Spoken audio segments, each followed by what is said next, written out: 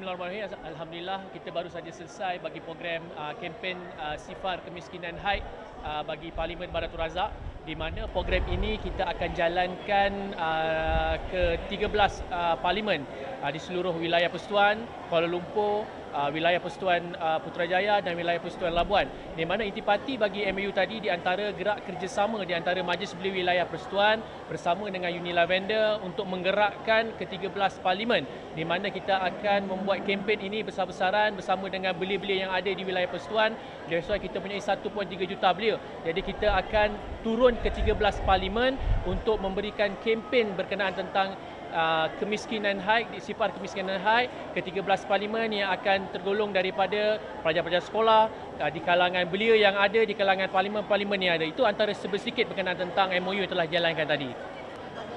Kalau kita berkata tentang kemiskinan haid ini, di mana bukanlah satunya memang tertumpunya kepada kemiskinan berkenaan tentang untuk mendapatkan haid, tapi yang paling utama adalah berkenaan tentang ilmu, berkenaan tentang pendidikan, berkenaan tentang haid itu tidak ramai di kalangan belia-belia, utamanya pelajar-pelajar. Betul, kalau kita perasan, kita bermulanya daripada golongan pelajar-pelajar sekolah daripada tingkatan 1, tingkatan 2, tingkatan 3, tingkatan 4 dan tingkatan 5 sehingga ke peringkat atasan berkenaan tentang betapa pentingnya ilmu tentang pendidikan tentang haid.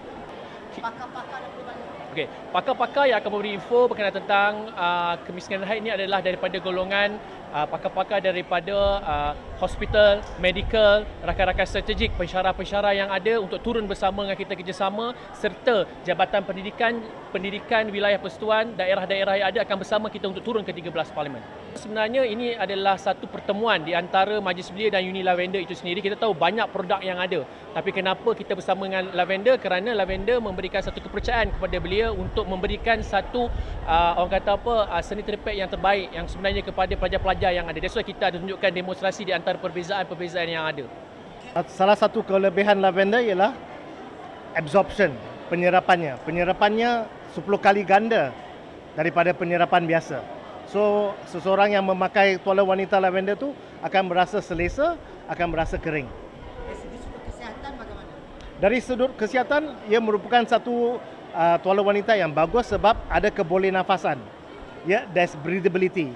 Maksudnya, perempuan tu tak akan rasa panas tapi dia akan rasa selesa.